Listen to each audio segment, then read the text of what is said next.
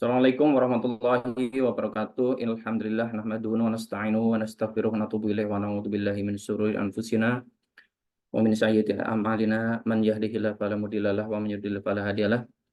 Asyhadu an la ilaha illallah wahdahu la syarika lahu wa asyhadu anna Muhammadan abduhu wa rasuluhu la nabiyya ba'dah. Ya ayyuhalladzina amanu taqullaha haqqa tuqatih wa la tamutunna illa wa antum muslimun.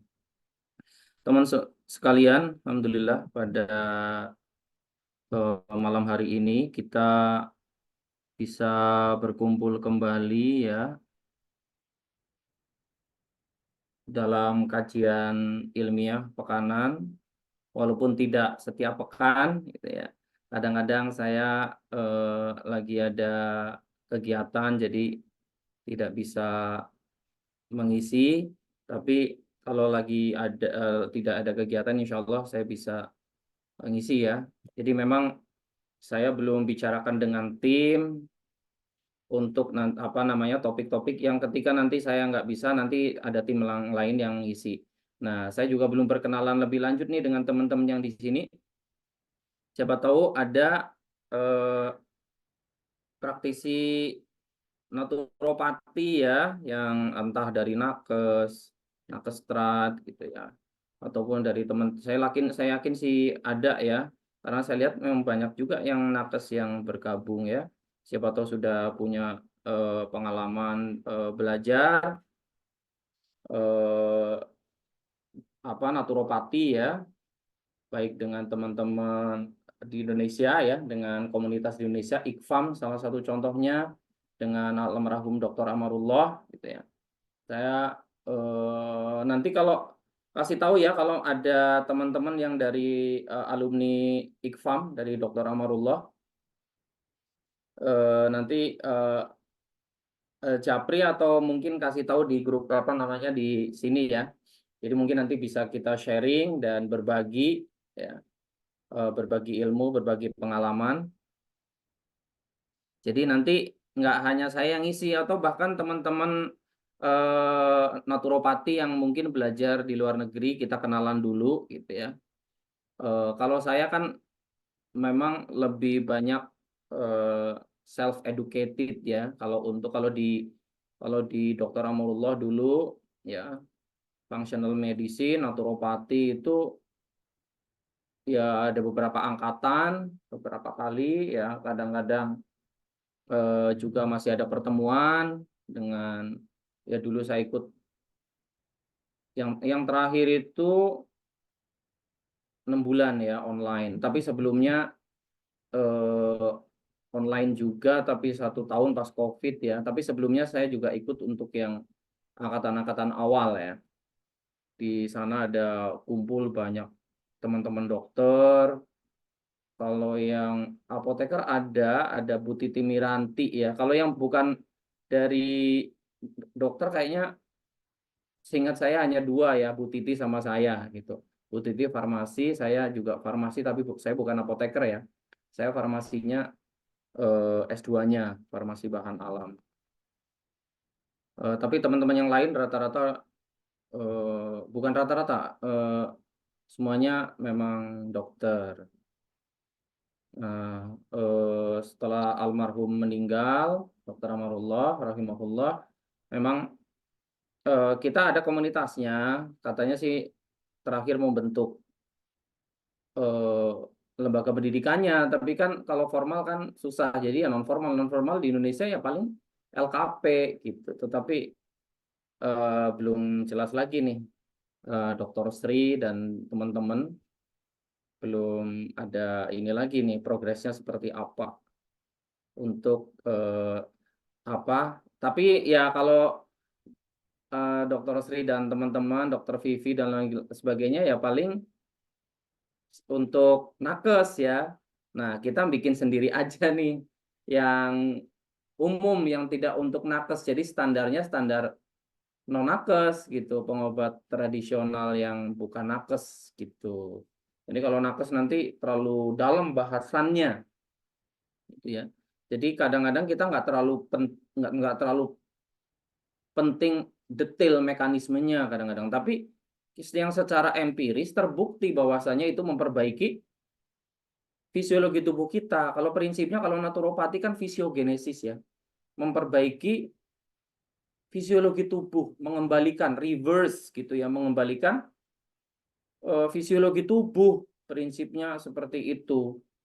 Kalau simptomatisnya ya memang dibutuhkan juga, apalagi untuk awal-awal yang rasa nyeri, peradangannya gitu kan nggak nyaman, namanya sakit kayak gitu ya. Kadang dibutuhkan simptomatis, tapi lebih penting lagi adalah pengembalian fungsi tubuh ya. Terutama ya, gampangnya, simpelnya adalah menyentuh sisi imun dan sisi sistem imun dan sistem detoknya. Jadi imunoterapi dan detoksifikasi atau detoksifikasi dan imunoterapi. Itu gampangnya dibikin simpelnya seperti itu. Kalau untuk yang non nakes kita ajak untuk tidak terlalu dalam mengetahui mekanismenya ya, kadang-kadang malah membingungkan gitu. Bukan apa namanya? Bingung duluan gitu. Kalau tidak paham detailnya. Jadi yang penting secara empiris ini terbukti gitu. Jadi kita hanya kalau patofisiologi secara umum kita paham ya, sebagai seorang naturopati, sebagai seorang penyehat ya, naturopati penyehat eh, secara alami memang perlu paham eh, secara umum ya, kalau kita empiris ya, secara umum mekanisme gangguan itu terjadi bagaimana gitu. Secara umum mekanisme bahasa medisnya, patofisiologinya lah secara umum gitu kita memang harus paham gitu ya. Penyebabnya, patofisiologinya, penyebab, faktor resiko, gitu. Gejala, penyebab, faktor resiko, kemudian patofisiologinya memang secara umum harus paham, gitu ya. Kenapa patofisiologinya harus paham secara umum ya? Supaya kita bisa memberikan terapi yang tepat, gitu ya. Kita paham bagaimana sih mekanisme terapinya di dalam tubuh, gitu ya. Kalau tanaman obat kita paham patofisiologi apa efek farmakologinya, maaf ya, dalam tanda kutip ya, efeknya di dalam efek mekanisme kerja ya secara umum juga ya, kalau empiris itu ya.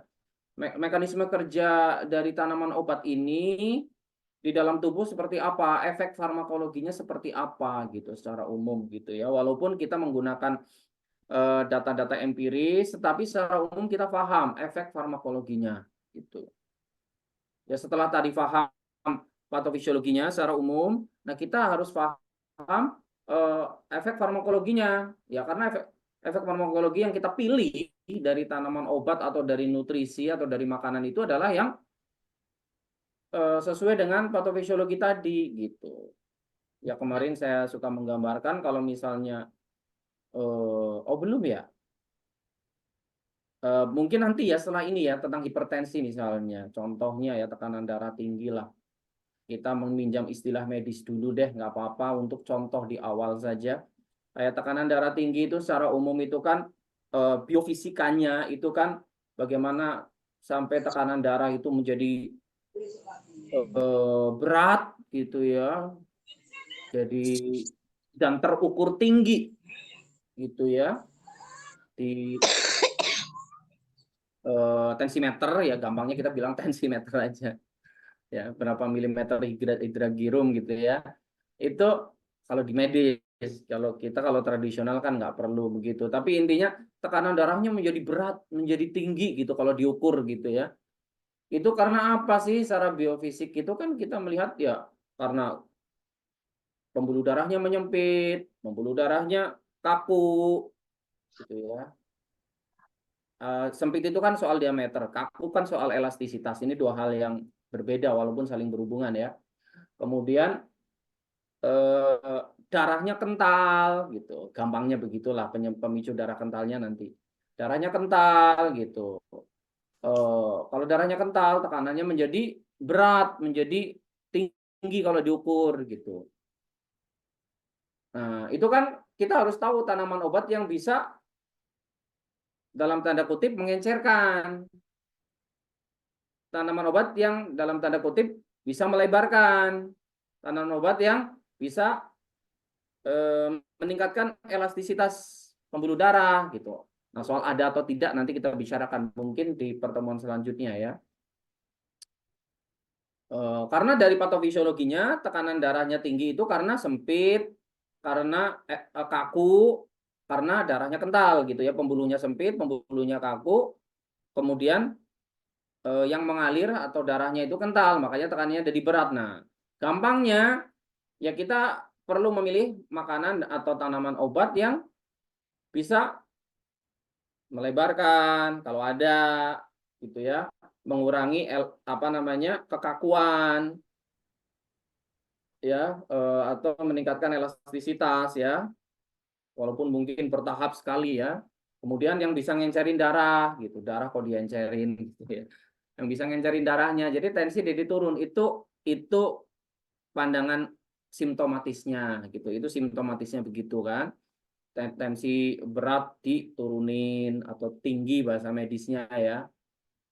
Kemudian sempit dilebarin, itu kan simptomatis semua itu ya.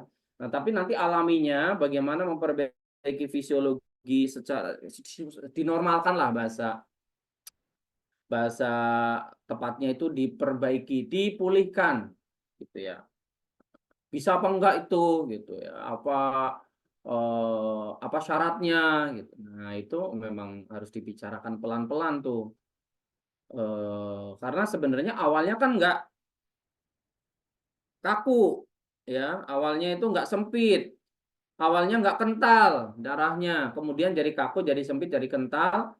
Itu kan apa pemicu awalnya, kemudian bagaimana kondisinya saat ini, kerasnya, oh ada plak dan sebagainya, oh berarti perlu dikikis plaknya. Tapi gitu kan bukan sesuatu yang mudah, apalagi selnya sudah menua, sudah rusak gitu ya, sel-sel endotel pembuluh darahnya itu. Nah, itu apa aja yang bisa mendukung kalau udah usia udah tua bisa apa enggak gitu.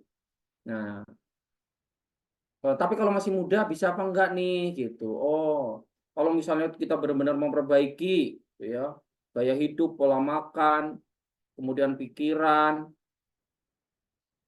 itu bisa enggak gitu. Nah, bagi berapa lama gitu. Apa yang tapi ini tensinya udah kadung tinggi nih. Masa menunggu plaknya ini berkurang, nunggu elastisitasnya naik. Lamaan dong keburu fungsi organnya terganggu karena aliran darahnya bermasalah gitu. Oh iya ya udah yang cepatnya dulu nih dikasih diuretik supaya agak melebar, supaya garamnya keluar, supaya cepat turun dulu itu tegangannya ya, tegangan permukaannya, tensinya turun lebih cepat kalau dikasih diuretik tuh gitu ya, walaupun harus waspada gitu ya. Diuretik itu misalnya bagusnya yang tinggi kalium misalnya gitu, herbal-herbal yang tinggi kalium apa nih gitu, cuka apel dan lain sebagainya, eh, apa kumis kucing dan lain sebagainya misalnya gitu. Oh kemudian untuk melebarkan pembuluh darahnya nih yang menjaga nitrit oxide nih, apa namanya, yang antioksidannya kuat biasanya ada bit, beri-berian gitu ya, ada nanas dan lain sebagainya contohnya seperti itu. Kemudian apalagi yang cepat nih untuk nurunin tensi sementara ini gitu. Selain untuk tadi kalau kalau kalau elastisitas pasti lama ya. Karena kan plak itu nanti akan hilangnya butuh waktu. Tapi yang bisa cepat tuh adalah mengurangi volume darah cepat, hitungan jam juga bisa. Nah, kemudian ngencerin darah juga cepat, hitungan jam juga bisa, gitu ya, ngencerin darah. Herbal-herbal yang bisa mencegah agregasi, ya, penggumpalan darah. Itu simptomatis ya, sementara memang perlu gitu, misalnya ya bawang putih, kunyit, temulawak, mengkudu dan lain sebagainya gitu misalnya seperti itu ya. Apa namanya? Daun dewa, sambung nyawa, contoh gitu. Nanti ada listnya. Tapi itu berarti tensi ya. Ini saya lagi cerita tadi gimana seorang naturopati itu harus paham patofisiologi umum karena kita bukan nakes umum aja gitu dan yang simple gitu dan paham efek farmakologi juga yang simple saja gitu supaya kenapa supaya kita bisa melakukan rasionalisasi dalam peresepan atau dalam program terapi gitu tapi ini kita sederhanakan semua nah ini susahnya kita belajar di apa namanya yang empiris non nakes gitu serba perlu disederhanakan ya. Tapi bisa pelan-pelan nanti asalkan terbiasa itu teman-teman akan terbiasa insya Allah ya. Oke baik teman-teman kita eh, eh, ini sekarang udah jam berapa nih? Udah ini ya jam 20.17 jam 20.17 mungkin saya jawab singkat beberapa pertanyaan yang sebelumnya gitu ya. Jadi beberapa ini ada beberapa pertanyaan di grup ya. Coba saya ini lagi urai lagi. Ini saya tadi minta barusan saya minta ke Hesti untuk memforward pertanyaan-pertanyaan yang belum kejawab sama saya. Misalnya ini ya, ini pertanyaan udah agak lama nih ya.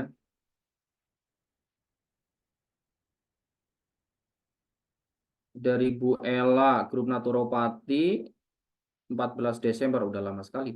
Jam 15.01. Ya. Assalamualaikum, izin bertanya tertarik kegunaan biji pepaya. Apakah sudah ada penelitiannya? Cara memilih bahan baku yang baik dosisnya. Oke. Jadi biji pepaya itu memang eh, apa namanya dia punya khasiat secara empiris ya dan juga secara saintifik atau hasil penelitiannya juga sudah lumayan banyak ya. Kalau yang dulu sering diomongin tuh mungkin di videonya masih ada tuh Dokter Agus tuh. Dokter Agus tuh suka ngomongin biji pepaya. Coba kalau pernah yang nonton tuh ya. Saya dulu belajar bersama Dokter Fadli di Dokter Agus tahun 2012 ya. Itu salah satunya itu kan dia fitonutriennya kan tinggi ya biji pepaya itu ya. Eh untuk cacingan contohnya gitu ya. Tadi kan penelitiannya manfaat-manfaat biji pepaya ya. Jadi untuk apa namanya supaya mudah nih saya sambil nyari nih di ini ya. Coba sebentar. Oke. Jadi dia itu fitonutriennya tinggi ya biji pepaya itu. Dia kayak kayak serat, kayak kalau serat kan kita tahu namanya serat itu bagus untuk pencernaan dan untuk kolesterol. Jadi seratnya lumayan tinggi. Kemudian eh, dia flavonoidnya juga bagus ya. Enzimnya kalau masih segar itu juga bagus, tapi kalau sudah dikeringkan ya enzimnya sudah hilang ya, udah hilang. Jadi enzim-enzimnya bagus untuk pencernaan juga. Jadi dia bagus untuk masalah kolesterol, kemudian dan lemak darah ya dari seratnya itu, kemudian dari kandungan flavonoidnya itu ya antioksidan, jadi bagus untuk pembuluh darah. Dari sisi fitonutriennya itu dia kayak enzim sebenarnya, jadi bagus buat yang apa? Untuk tadi yang cacingan tadi ya. Jadi dia itu kalau dari beberapa penelitian itu dia bisa untuk menjaga fungsi ginjal ya. Jadi antioksidannya cukup tinggi ya. Jadi dia menjaga fungsi ginjal yang sudah diteliti gitu ya. Tapi manfaat-manfaat lain itu kalau yang sudah umum itu karena dia seratnya tinggi, flavonoidnya tinggi itu bagus untuk masalah pembuluh darah. Jadi bagus untuk kolesterol. Kemudian kalau untuk pencernaan itu kan tadi sudah disebutkan seratnya bagus ya. Jadi untuk mencegah sembelit dan untuk masalah radang di pencernaan dan juga bisa membantu untuk masalah lemak darah ya. Ada penelitian juga tentang mencegah kanker ya. Nah, bagaimana mengkonsumsinya? Ya, mengkonsumsinya itu bisa dikunyah kalau yang masih segar itu ya. Kemudian dimakan bersama daging buahnya gitu. Atau ditumbuk ya, ditumbuk bisa. Kemudian dimakan bersama dengan jus atau dengan salad gitu ya, atau bisa dikeringkan dan digiling gitu ya. Nah, biasanya sih ya 1 sampai 2 sendok makan sehari. 1 sampai 2 sendok makan ya, karena di kategorinya makanan sebenarnya aman gitu ya. Nah, masalahnya nanti yang harus diperhatikan adalah biji pepaya ini bisa ini menyebabkan apa? Berkurangnya kesuburan. Nah, biji pepaya ini bisa menyebabkan atau bisa ini ya, menjadi spermisida. Jadi kalau yang lagi program hamil jangan ya, biji pepaya, pare juga begitu ya. Pare itu bapak-bapak kalau mau walaupun ini temporer ya, pare, biji pepaya gitu ya, itu nggak bagus buat sperma. Jadi dia bisa menjadikan sperma itu jadi pingsan gitulah, jadi nggak bagus motilitasnya. Jadi kalau yang mau program hamil jangan. Tapi kalau yang nggak program hamil nggak apa-apa. Ya. Kayak pare, biji pepaya itu spermisida. Terus apa lagi ya? Yang untuk spermisida tuh ada yang mau nyebutin ya spermisida tapi yang aman, yang dianggap untuk stamina pria nih. Contoh. Ada yang ini dipakai buat stamina pria, dianggap menyuburkan, padahal nggak menyuburkan. Ayo coba siapa yang bisa menyebutkan nih? Putri Malu mungkin. Putri Maru memang dianggap menyuburkan, Pak, atau menguatkan? Dalam Purwacang jangka itu, waktu Din. tertentu, iya. Tapi kalau kelamaan kayaknya malah merusak ya, mungkin gitu dari ininya.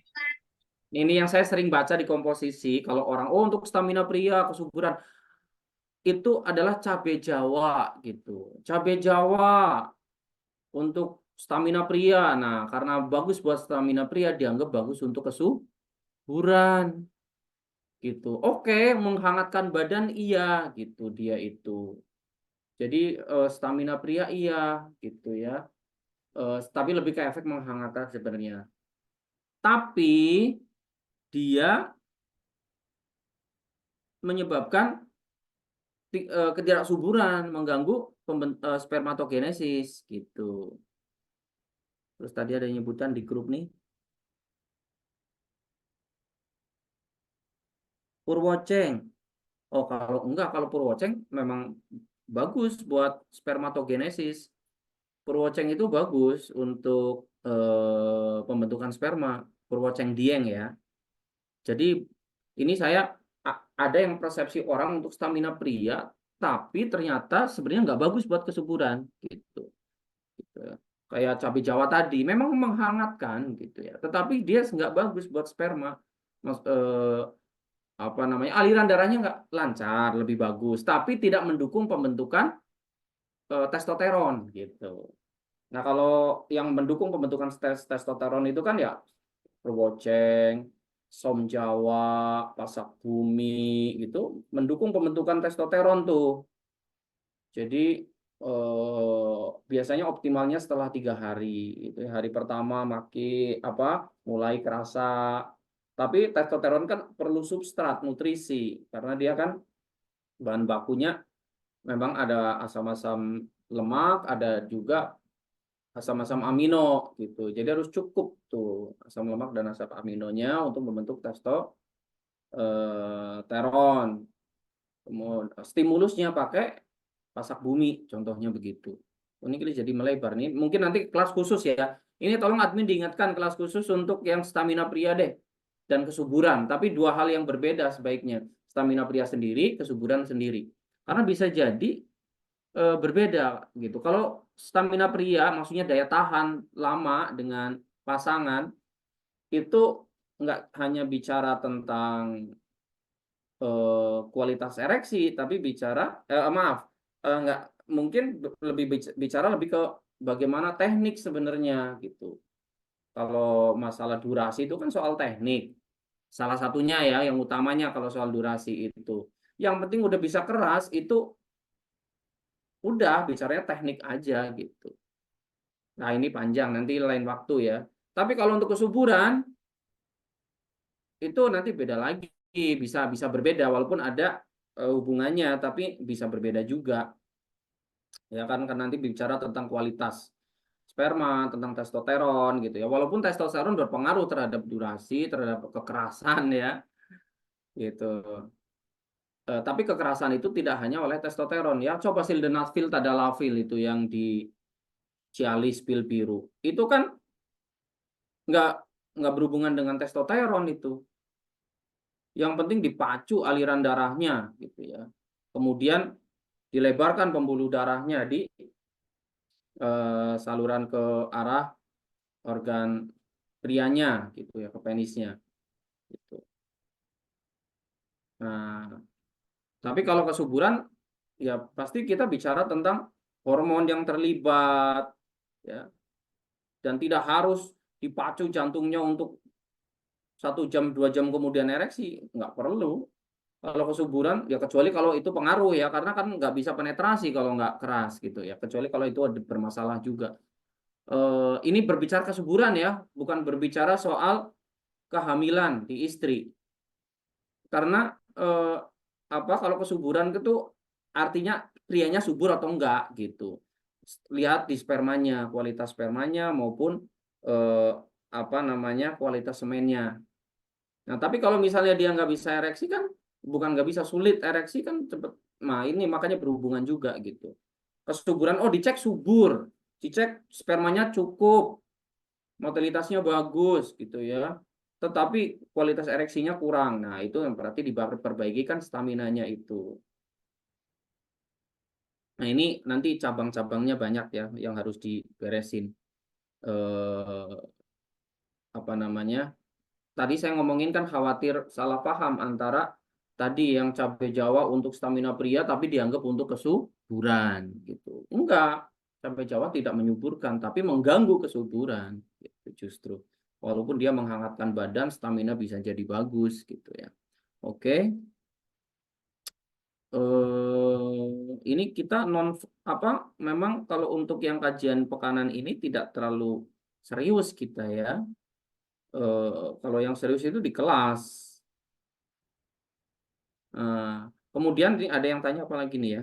Eh, Bawang putih. Ini kan tadi tanya biji pepaya udah ya. Mengunyah.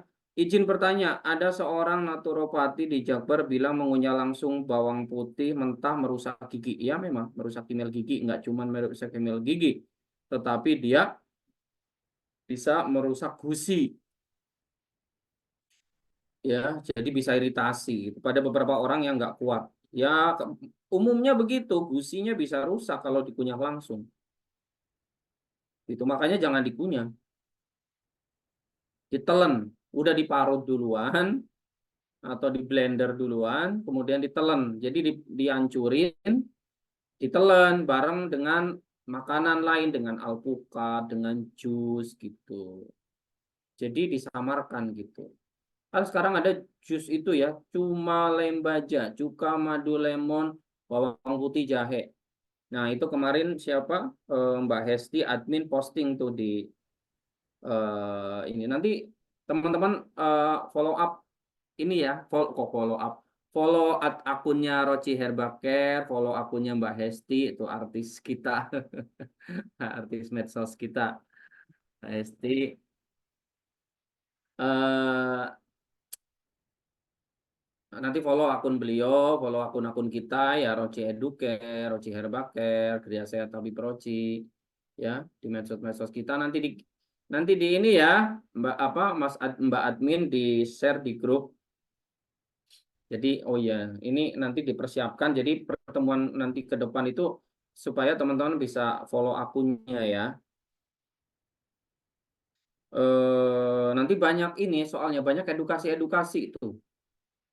Kita sering nyebar meme bukan meme lucu ya, flyer-flyer gitu tentang edukasi kesehatan tuh sering tuh.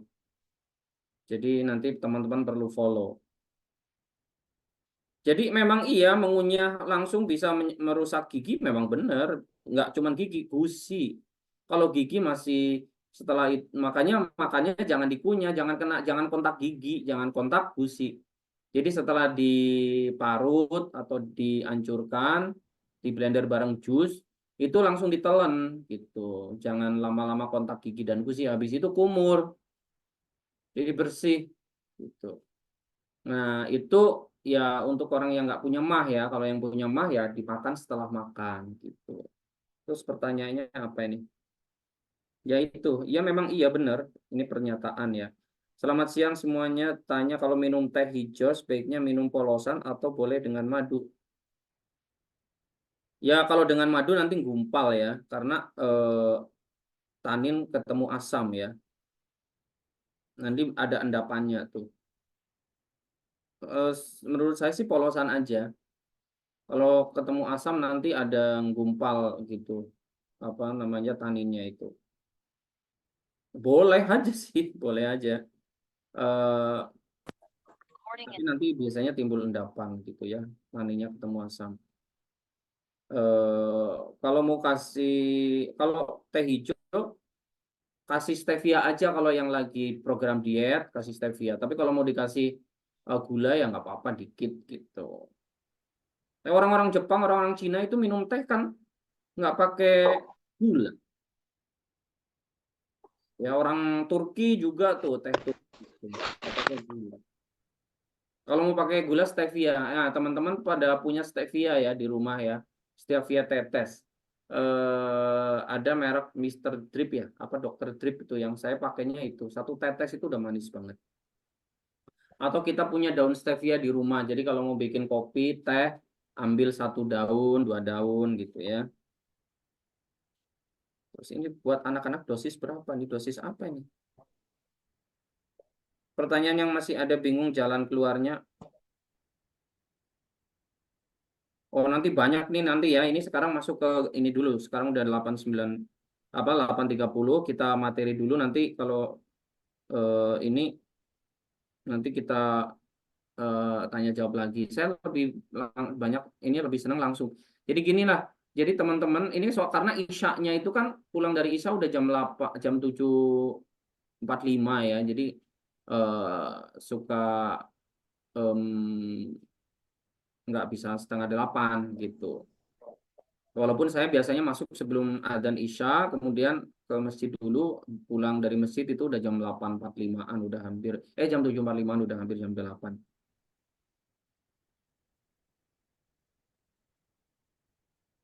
Ya ini nanti, oh yang pertanyaannya yang bercabang nanti dulu deh.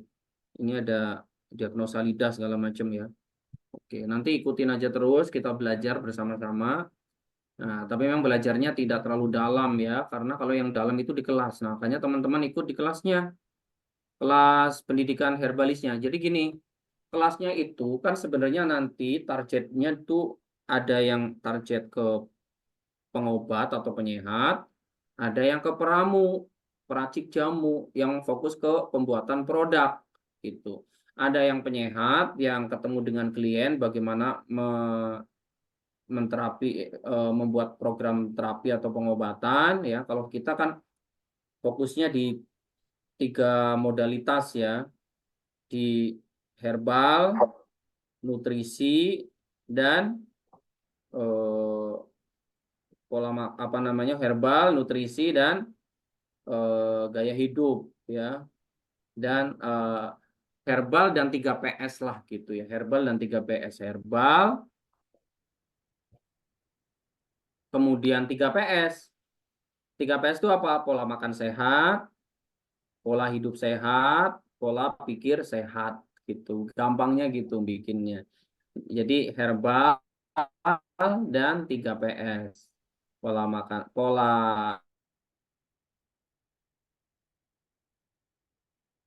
makan sehat, yang mendukung ya berarti terapi nutrisi, pola hidup sehat, yang mendukung, kemudian sehat ya manajemen stresnya, manajemen tidurnya gitu.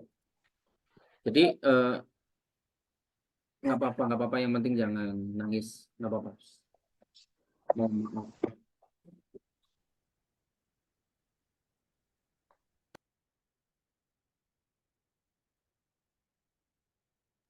Nah, jadi eh, itu ya sementara yang pertanyaannya, nanti yang lain ada beberapa yang lain tapi nanti habis waktunya kita diskusi-diskusi ringan aja. Kita masuk ke materi ya. Mana materinya nih? Jadi kemarin itu sudah saya singgung tentang aterosklerosis. Sudah saya singgung. Jadi salah satu dampak dari lemak darah gitu ya, yang ketemu dengan radikal bebas gitu ya. Di dalam darah itu sudah ada lemaknya Pak Bu, teman-teman. Tapi ketika ketemu dengan radikal bebas, ketemu dengan racun, racun dari apa nah? Dari apa? Racun dari makanan ya, yang berlebihan racunnya. Kalau racunnya sedikit kan dari tubuh juga ada racun. Tapi kan ada anti racunnya. Ada oksidan, tapi kan ada antioksidannya. Gitu. Ada radikal bebas, tapi ada enzim-enzim antioksidannya, enzim-enzim detoxnya udah ada. Tapi kalau kebanyakan ya gorengan luar tuh ya, gorengan pokoknya gorengan di luar, jajanan di luar yang tinggi gula ya, tinggi gula sehingga dimasak akrilamidnya tinggi. Tinggi lemak, dimasak, dipanaskan, lemaknya jadi lemak trans. Tinggi apa namanya, ada yang proteinnya dimasak nggak bagus menjadi tinggi nitrosamin. Jadi karbohidrat, lemak, protein atau gula, lemak, protein itu juga rentan menjadi radikal bebas maupun karsinogenik gitu. Makanya kita harus selalu memperhatikan penetralnya. Kita harus selalu memperhatikan penetralnya ketika makan.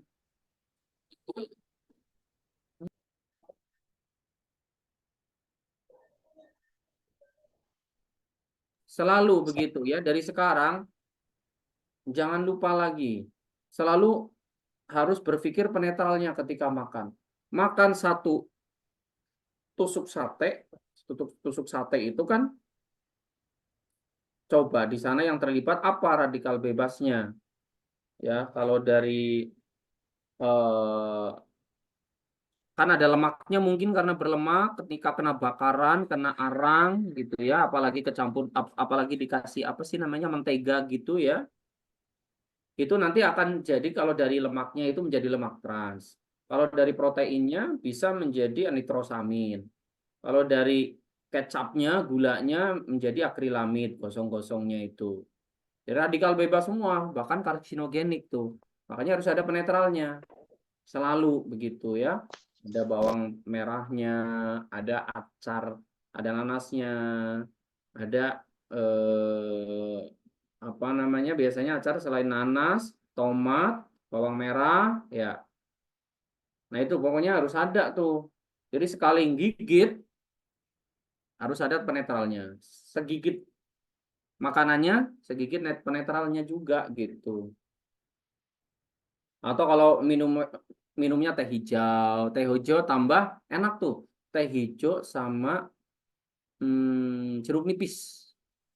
Tuh enak banget teh hijau sama jeruk nipis ya. Jadi kalau di kondangan-kondangan itu kan suka ada jeruk nipis, ada tehnya. Tehnya kalau nggak ada teh hijau ya udah teh biasa lah, kasih jeruk nipis. Selalu kita berpikir seperti itu kalau mau hidup sehat ya. Harus begitu. Kalau enggak nanti aging kita, cepat tua sel-sel tubuh kita. Ya, nggak cuma yang terlihat di kulit, tapi yang di dalam tubuh, sel-sel pembuluh darah cepat tua juga. Nanti degeneratif muncul-muncul penyakit degeneratif jadinya. gitu. Nanti kita bicara khusus, coba tolong dicatat ya, tadi ada topik tentang stamina pria dan kesuburan ya. Tolong dicatat ya Mbak Admin untuk pertemuan-pertemuan selanjutnya setelah serial metabolic syndrome ini selesai. Stamina pria, kemudian kesuburan juga ada kesuburan pria, ada kesuburan wanita. Kemudian ada topik apa tadi yang barusan aging ya. Coba nanti ya, ini terutama yang usia 40 ke atas sudah mulai banyak uban nih. Ada perut gendut, kurang gerak, banyak uban. Nah, yang diperbaiki apa nih? Gampang dasarnya adalah tadi agingnya itu ya, degeneratif. Agingnya nggak cuma di kulit tapi seluruh tubuh. Itu termasuk organ-organ dalam. Ya. Oke, ini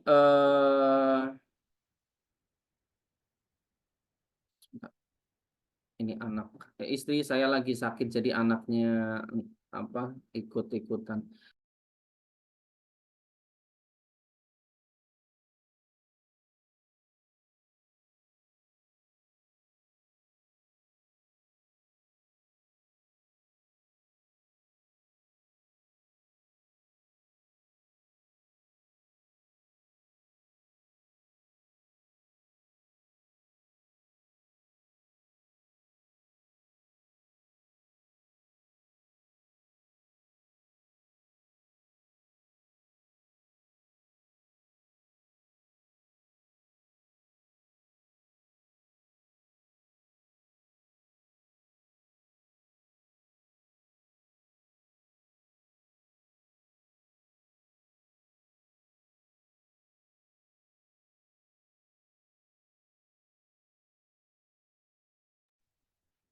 Nanti saya khawatir teman-teman malah jadi bosen.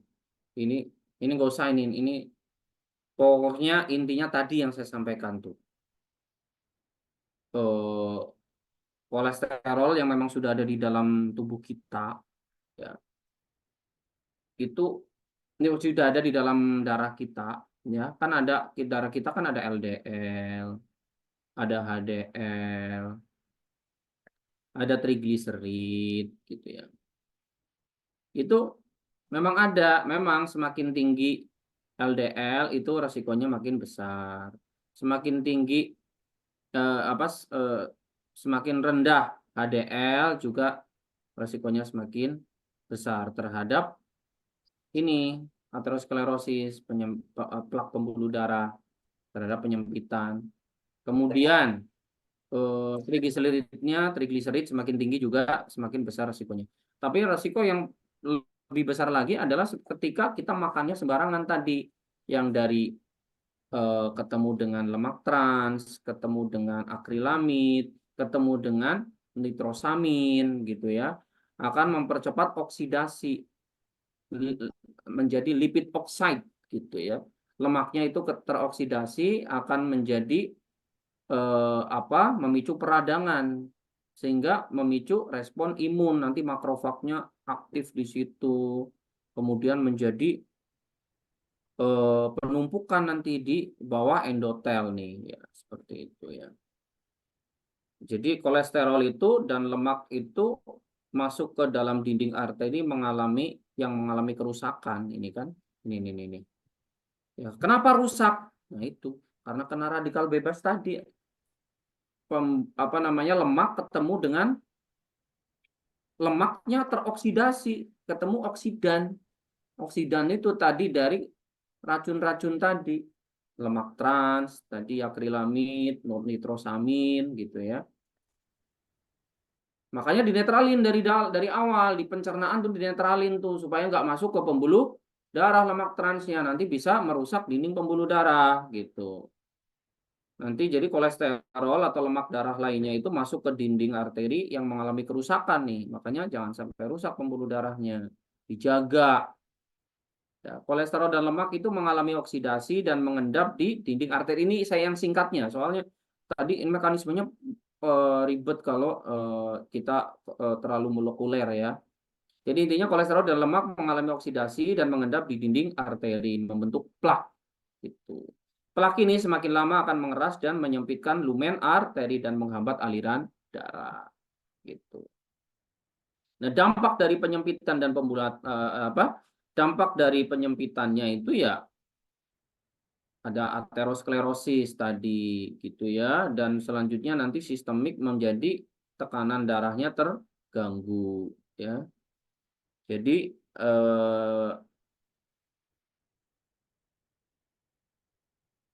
tekanan darahnya terganggu, jadi berat kan karena tadi mulai menyempit pembuluh darahnya. Nah, nggak cuma menyempit, tapi kaku. Nah, kalau kaku ini jadi nggak elastis gitu. Jadi tadi saya bilang antara kaku dengan sempit itu sebenarnya dua hal yang berbeda walaupun saling berhubungan gitu. Ini kan awal penyebabnya kan sama sebenarnya. Ini si Royan tidur. Jadi jangan dipanggil tapi ambil. Ya sudah biarin saja.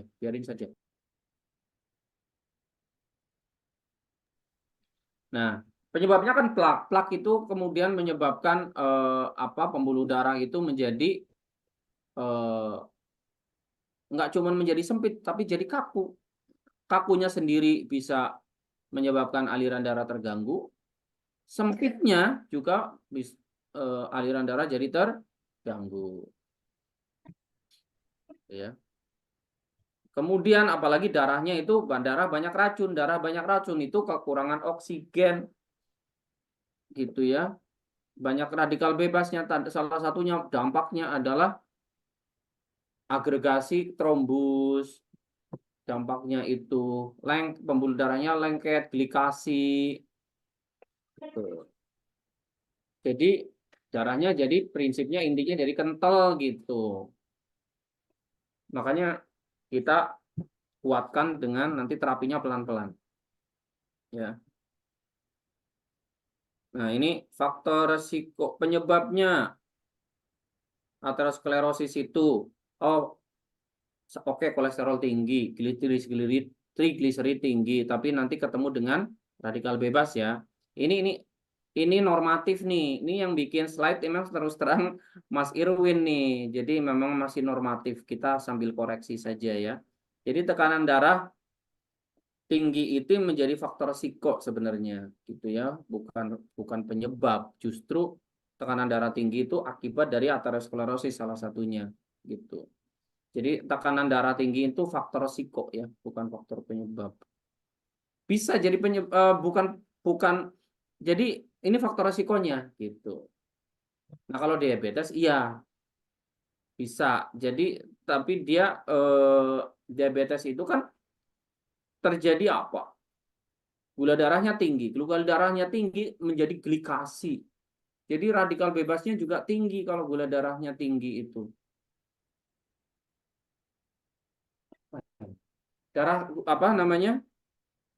Gula darahnya tinggi itu radikal bebasnya tinggi gitu. Sistem detoknya lemah. Jadi sulit menetralkan radikal bebas sehingga ini faktor-faktor risiko nih sebenarnya ya. Kadang-kadang antara faktor penyebab dengan faktor risiko itu suka eh, salah ya, suka ketukar-tukar. Bahkan di web-web ini kan Irwin ini Om Irwin itu Mas Irwin admin nama beliau ini ya kuliahnya di D3 Jamu ya.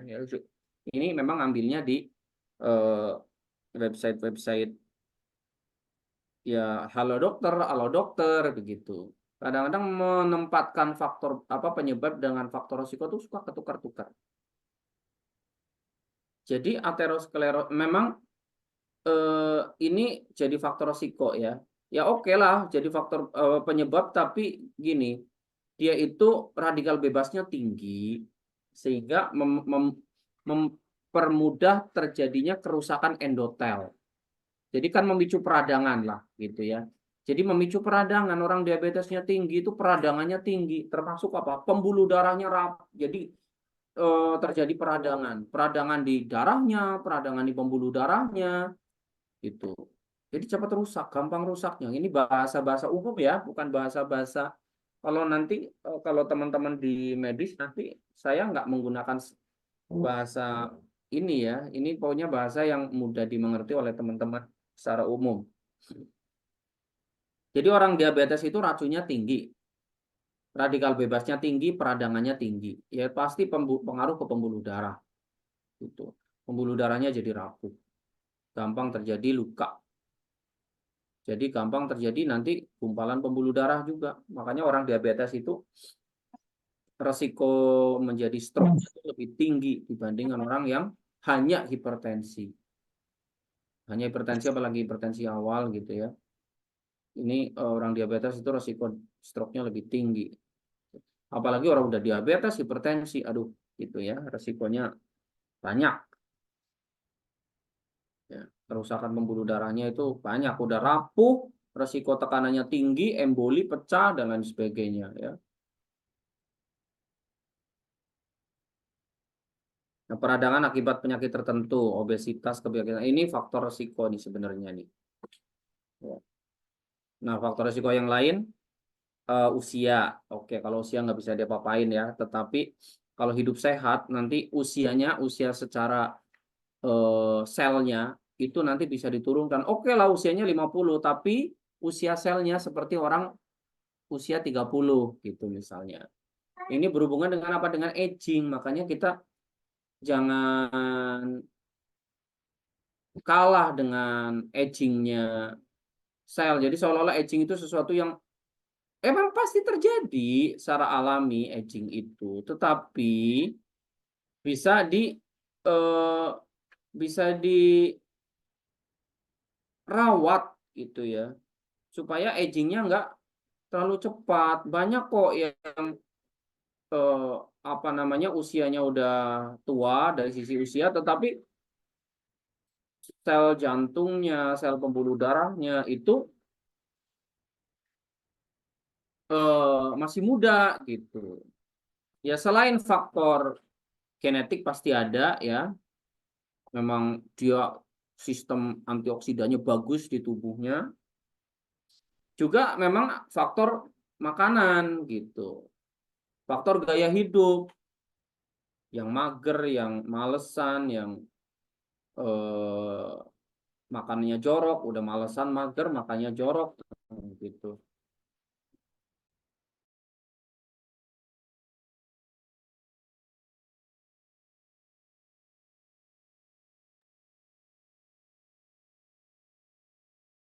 Gitu ya, ini pola makan tidak sehat nih, makan jorok yang tadi saya bilang tuh. Kalau makannya sesekali kadang makan nggak terjaga, tapi perhatikan penetralnya, antioksidannya ya, untuk membantu antioksidan di dalam tubuh gitu. Kita netralin dari awal, dari perut udah dinetralin, jadi radikal bebasnya tidak masuk ke dalam pembuluh darah. Stres berkepanjangan, iya, ada faktor hormon tadi yang bisa menyempitkan pembuluh darah, ada yang memicu peradangan. Kalau stres berkepanjangan, depresi itu kan memicu peradangan juga, gitu. Memicu peradangan nih.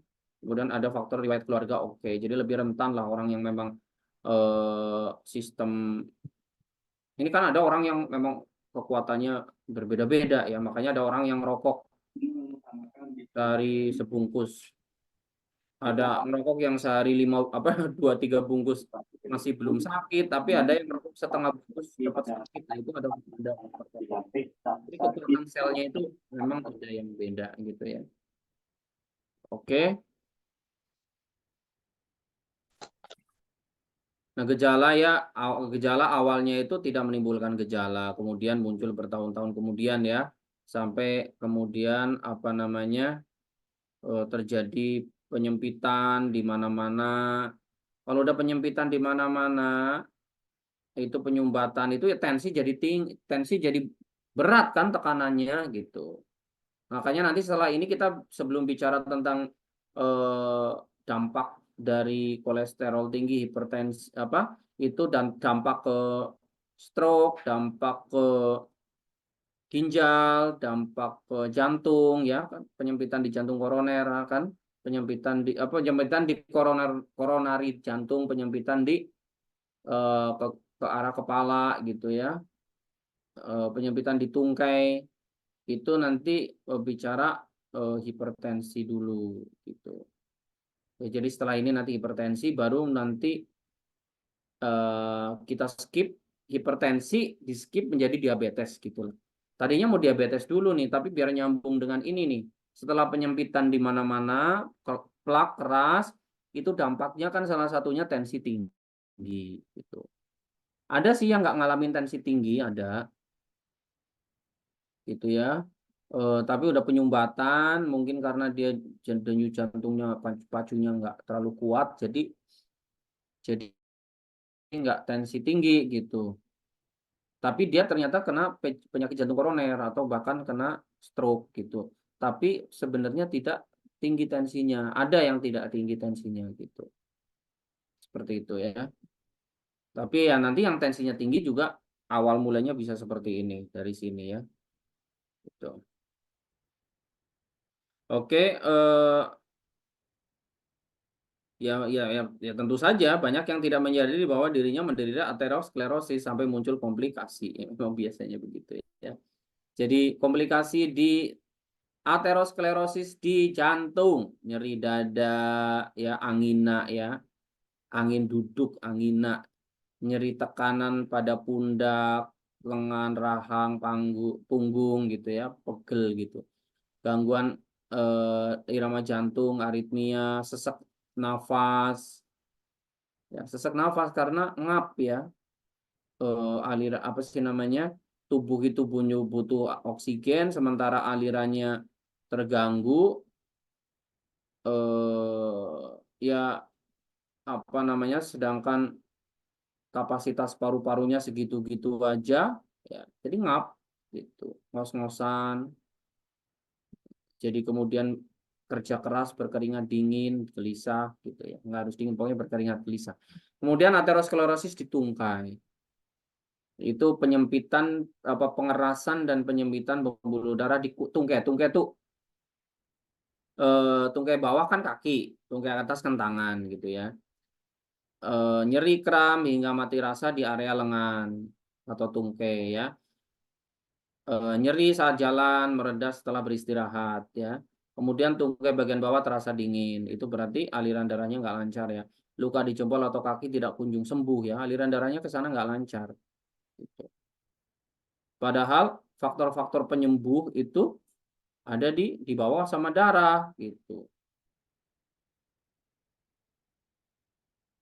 Nah, aterosklerosis di sistem syaraf pusat gitu ya, di pembuluh darah ke arah kepala ya. Ini yang dirasakan tuh mati rasa hingga yang apa namanya, semutan, kebas, pokoknya gangguan aliran darah lah gampangnya gitu ya. Gangguan aliran darah ke arah kepala ya. Jadi kalau pembuluh darahnya udah sempit ke arah kepala, apalagi nyumbat, itu mati rasa, kebas gitu ya. Lumpuh bagian satu sisi gitu ya. Ini udah tanda-tanda ke arah stroke nih. Jadi intinya itu kenapa terjadi kebas ya? Kebas tuh kakaknya kesemutan ya. Orang kebas itu awalnya kadang sering kesemutan ya. Ya intinya kan kalau kesemutan intinya apa sih?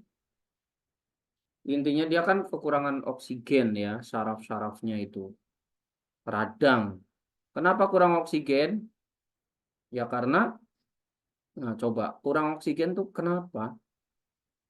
Ya cepatnya intinya ya bisa karena aliran oksigennya yang nggak lancar.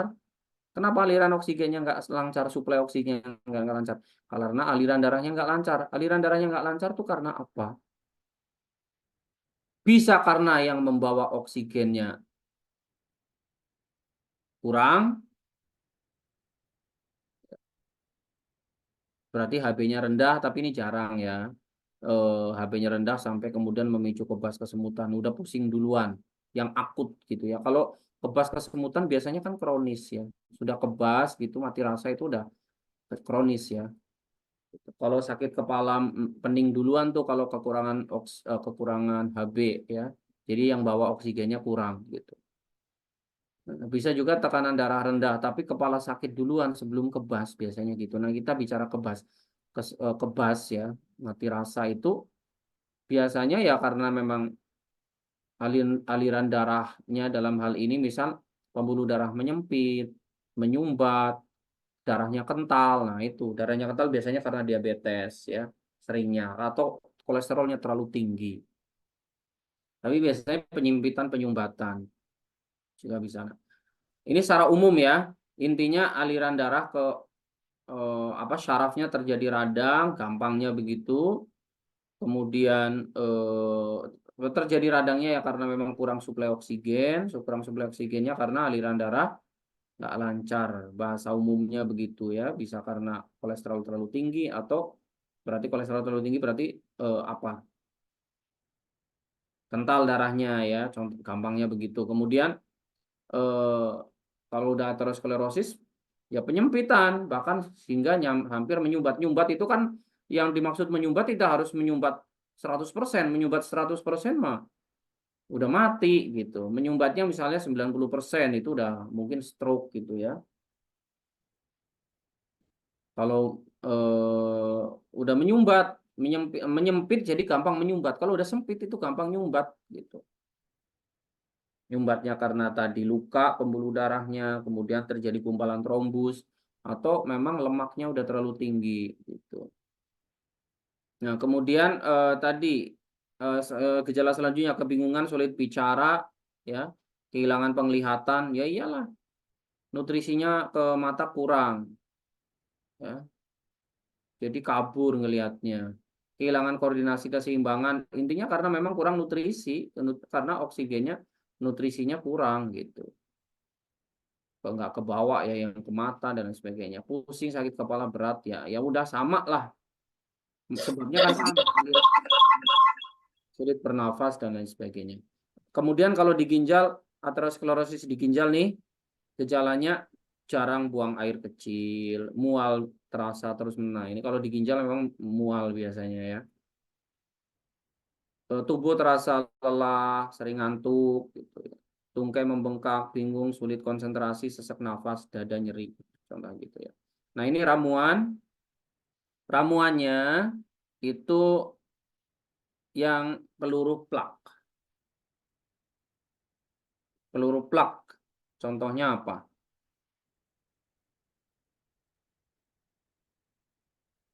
Yang paling gampang lah ya, bawang putih, yang herbal dulu ya, herbal bawang putih, apalagi kurkumin, temulawak, kunyit ya bisa. Coba nanti ada daftarnya juga sih. Kemudian menghambat absorpsi lemak ini mau pakai serat boleh, misalnya jati Belanda boleh. Atau teh hijau ya boleh, tapi ya teh hijau boleh gitu ya. Kemudian menghambat pembentukan sintesis lemak. Ini untuk mengurangi enzim lipase gitu kalau perlu sebenarnya. Kalau kita lebih udah makanannya harus sehat udah jadi nggak perlu dihambat tuh absorpsi lemaknya kalau makannya sehat. Kalau makannya nggak bener ya memang perlu ini. Tapi kita namanya udah kondisi kayak gini lemak darah tinggi kan udah kemungkinan aterosklerosis ya, apalagi udah hipertensi gitu ya.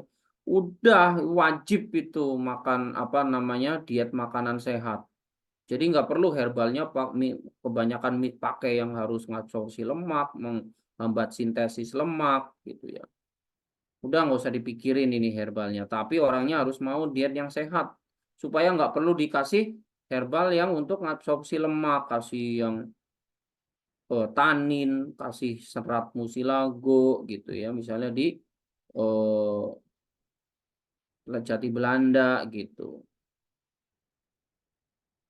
Ya, tapi kalau mau dikasih jadi Belanda nggak apa-apa juga ini. Gitu ya. Kemudian yang berikutnya memelihara keseimbangan nitrit oxide, misalnya apa nih? Sambiloto gitu ya. Kemudian daun apa sih namanya? Daun sembung. ya. Daun sembung, sambiloto, ya. Pegagan juga bisa, mengkudu juga bisa ya. Melebarkan pembuluh darah ya, ini pegagan dan mengkudu juga bisa ya. Kemudian elastisitas pembuluh darah ya, ini pelan-pelan, ini antioksidan ini. Jadi antioksidan yang pelan-pelan kerjanya. Memperbaiki elastisitas itu pelan-pelan banget nih. Kan harus dikikis dulu kolektor plaknya. Dikikis dulu lemak kolesterolnya itu harus dikikis dulu. Ini berhubungan nih dengan defisit kalori. Karena plaknya harus dipakai ini lemaknya. Jadi memang kalau gemuk dikurusin. Berat badan itu harus dikempesin, perut dikempesin, orang udah kayak gini nih. Perut dikempesin karena apa? Supaya kepake. Jadi kolesterol-kolesterol jadi nanti selain dikasih antioksidan, karena kan peradangan, radikal bebasnya banyak, kemudian peradangannya banyak, harus dikasih imunomodulator dan antioksidan gitu. Dan ya ini, jadi nggak hanya bicara ini ya, plaknya diluruhin, tapi imunomodulator dan antioksidan itu wajib lah, wajib. Nanti untuk yang herbalnya ya sama yang dari nutrisinya gitu. Kalau yang herbalnya gampangnya tuh ya, jadi kunyit, temulawak, daun dewa, sambung nyowo, apalagi eh, bawang putih, bawang merah gitu. Oh, kalau yang punya penyakit mah ya udah kasih bawang merah aja. Walaupun bawang putih dikasih bawang putihnya sudah difermentasi deh, bawang putihnya ya. Jadi nggak asam lagi, alisinya sudah ini ya. Jadi pakai ini yang sudah difermentasi bawang putihnya kalau punya sakit mah. Nah, nanti kita nanti bisa bikin ramuan cuma lembaja, cuka, madu, lemon, bawang putih, jahe. Gitu. Jadi peluruh plaknya tadi itu pilihannya. Nah, kemudian penghambat absorpsi lemak sama penghambat pembentukan sintesis lemak udah pakai jati Belanda aja lah. Jadi Belanda, benglai atau kemuning ya. Kemudian memelihara keseimbangan nitrit oxide ini pakai apa? Sambiloto boleh, mengkudu boleh, apalagi daun sembung boleh, pegagan boleh. Nah, vasodilator juga pegagan, mengkudu, sambiloto juga ya. Jadi vasodilator di sini itu sebenarnya sama dengan yang atas tuh, menjaga keseimbangan nitrit oxide. Eh, Bukan vasodilator yang kayak kimia ya. Kimia kan isosorbit dinitrat itu plus gitu ya kalau kondisi itu akut, kondisi apa, orang lagi angina ya, lagi kambuh, harus dilebarin tuh nitrat ya, golongan nitrat. Contohnya sedokart ya, isosorbit dinitrat gitu vasodilator. Nah, kalau terpaksa itu deh, kalau orang sudah lagi nyeri gitu ya, udah kita kasih yang di bawah lidah itulah isosorbit dinitrat gitu ya. Oh, kalau kemudian untuk elastisitasnya ya pelan-pelan sambil menunggu plaknya luruh. Kemudian faktor-faktor resiko juga jangan ada lagi yang makannya nggak beres tadi. Dijaga tuh udah kayak gini tuh udah dijaga makanannya. Ya nggak boleh makanan tinggi garam yang menghambat pembuangan garam. Ya. Yang apa namanya menyebabkan penyempitan kan, garam tinggi itu. Jadi tertahan apa retensinya, cairannya jadi tertahan ya, retensi cairan, kurang pipisnya susah gitu kalau ketinggian garam tuh. Jadi harus dijaga supaya eh, nggak tinggi garam gitu. Ya, yang kalau yang nggak tinggi garam itu, natriumnya keluar nanti itu bisa pakai jeruk nipis, cuka apel gitu ya. Kalau makanannya. Nah, kalau untuk yang menjaga nitrit oxide dari sisi makanan tuh apa? Pit, tadi sudah saya singgung ya. Pit, kemudian beri-berian, blueberry, blackberry, strawberry. Nah, kemudian vasodilator ini tadi ya, eh, berhubungan dengan yang atas tuh tadi ya, yang menjaga keseimbangan nitrit oxide tadi. Sambiloto,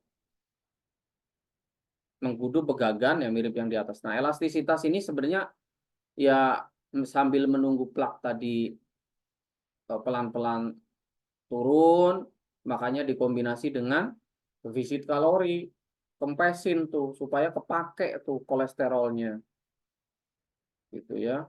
Peradangannya dikurangi, antioksidan dinaikin, ya peradangan dikurangi berarti nanti ada imunomodulator. Nah, kebetulan kita pakai sambiloto udah termasuk imunomodulator, atau kita pakai mengkudu berarti imunomodulator udah, ya. Inilah enaknya herbal. Jadi kita mau pakai untuk tujuan simptomatis, tetapi ternyata dapat imunomodulator dan antioksidan juga. Sambiloto kan imunomodulator, antioksidan juga kuat, imunomodulator juga, anti radang juga. Nah, sudah dapat lah, ya. Oke, ini contoh pengabsorpsi lemak. Ini kalau makannya masih jorok. Garcinia, teh, jambu biji, temulawak. Eh, tapi kalau makannya udah sehat, ya lemaknya paling pakai VCO, zaitun. Pakai ketika makan gorengan pun ya paling gorengan pakai minyak kelapa, coconut oil ya. Jadi nggak perlu kita pakai herbal kebanyakan gitu. Kemudian penghambat pembentukan sintesis lemak, angka bawang merah, bawang putih jadi Belanda, jadi Belanda aja lah. Nah, bawang putih mah iya gitu kan. Nanti untuk tujuan yang lain, mengurangi plak dan melebarkan pembuluh darah. Bawang putih itu bisa melebarkan pembuluh darah, jadi masuk vasodilator juga. Kemudian pemacu penggunaan kolesterol tubuh kalau perlu ya. Nggak usah, nggak apa-apa, nggak usah. Eh, tapi ini nanti kalaupun keambil untuk tujuan yang lain lah. Kemudian melebar pembuluh darah, vasodilator nih bawang putih, kumis kucing, mengkudu, pegagan, sambiloto, seledri tuh. Nah ini bekerjanya double-double ya dengan yang lain. Tadi kan kita pengen nyari untuk menjaga nitrit oksid, vasodilator, dan elastisitas. Elastisitas kan berkaitan dengan antioksidan tadi. Jadi udah dapat semuanya. Jadi beberapa tanaman itu kerjanya macam-macam udah gitu. Gitu ya. Gitu ya. Pola makan sehatnya itu eh, menjaga keseimbangan serat ya, keseratnya gitu ya. Kalau karbohidrat kompleks ya. Seratnya jangan kurang. Nah, apa namanya? eh, Makanannya tadi ya yang rutin itu cuka apel, kemudian minyak lemak-lemak baik ya, zaitun, VCO, garamnya diganti nih. Kalau kalau makanan nih, makanan ya, garamnya diganti yang rendah natrium. Misalnya apa? Lososa, garena ya, dicatat nih ya. Kemudian kasih PUFA dan MUFA, polyunsaturated fatty acid, monounsaturated fatty acid itu apa tuh? minyak-minyak baik ya, ada VCO, zaitun, minyak ikan gitu ya. Kemudian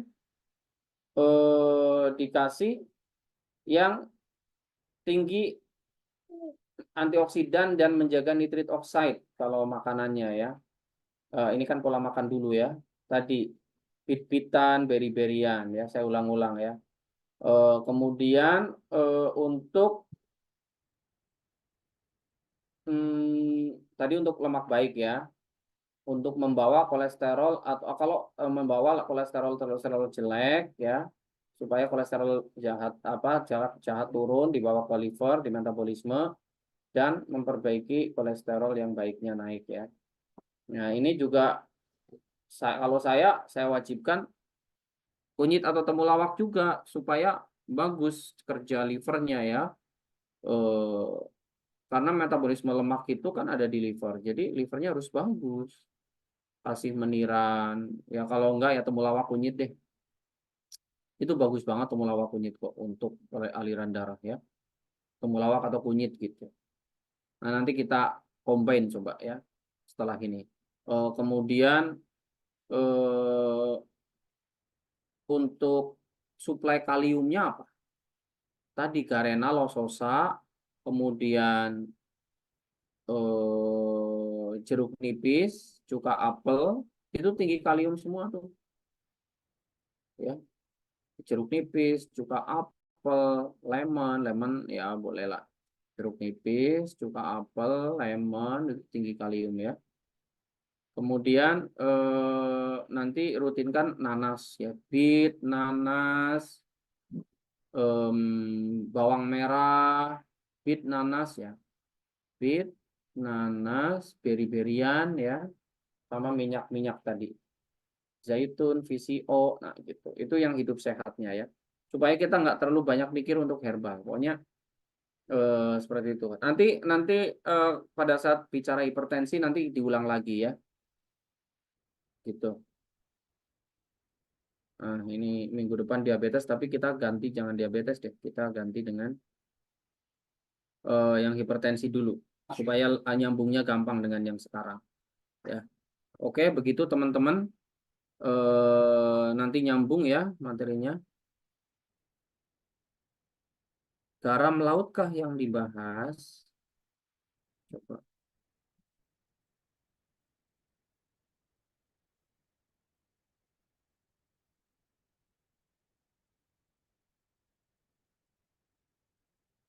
Apakah aterosklerosis hanya terjadi di arteri?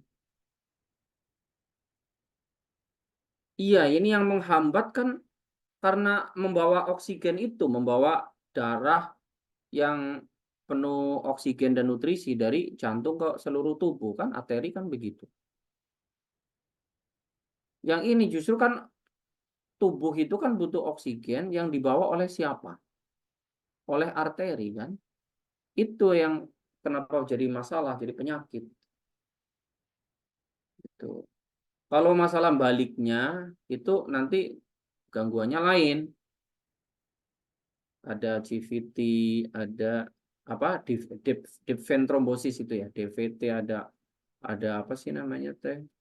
Istilah medisnya tuh ada apa? Varises gitu, varicose vein gitu ya. Kerusakan-kerusakan pembuluh darah vena balik itu tidak mengarah ke apa? Gangguan kardiovaskuler yang katastrofik kayak jantung koroner, gagal ginjal, stroke. Bukan itu, karena dia sudah selesai tugasnya. Itu tinggal baliknya ini yang bermasalah gitu. Cuka apel ini bisa nggak peluru lemak? Bisa. Jadi tapi mekanismenya nggak luruh lemak secara langsung. Dia itu jadi cuka apel itu satu tinggi kalium. Jadi kalau tinggi kalium natriumnya keluar. Jadi inti berarti apa? Mengurangi tekanan darah.